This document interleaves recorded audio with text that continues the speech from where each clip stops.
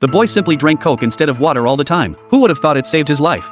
Because the town's groundwater had become severely contaminated, everyone who drank the polluted water turned into terrifying zombies. Fortunately, the boy only drank Coke and never water. His sister only drank formula mixed with bottled water. That's how they narrowly avoided infection by the zombie virus. But the thirsty man before them wasn't so lucky, as he gulped down the contaminated water in one go.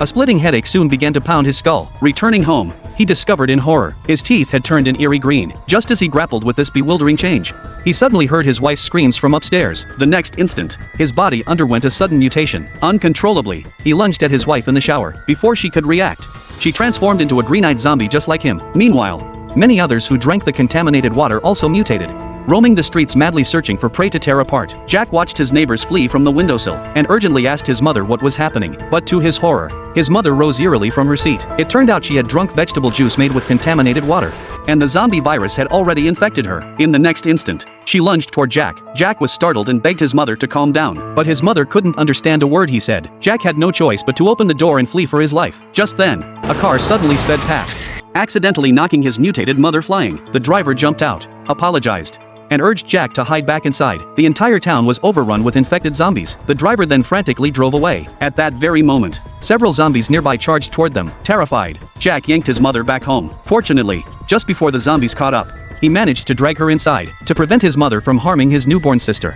He had no choice but to lock her in the bathroom, but his sister's cries only made the mother more frenzied. With no other option, Jack covered the stroller with toys. As his sister's cries gradually faded, the zombies outside finally quieted down. Though the immediate danger had passed, Jack now faced a grim challenge: how to survive with his baby sister. Just as he stood frozen in terror, the roar of aircraft suddenly echoed outside. To prevent the zombie virus from spreading, the military had bombed the town's only exit bridge, cutting off power and abandoning the residents to fend for themselves. The next day, Jack pulled out his phone to call for help, only to find the battery dead. Watching his sister wail from hunger, Jack mimicked his mother's actions, using the last bottle of water to mix formula for her. Then, to prevent his mother from starving, he grabbed a bunch of vegetables and headed into the bathroom. He intended to let his mother eat some greens, but his sister followed him from behind. The next moment, the zombie mother attacked his sister. Jack, horrified by the scene, quickly grabbed the vegetables to distract the zombie mother, but then his mother accidentally knocked over the TV cabinet. The next second, the TV cabinet crushed his mother. Jack froze in terror at that instant. He realized he couldn't just sit and wait to die, because there really wasn't much food left in the house. To survive, he quietly pulled out a ladder to observe outside. To his surprise,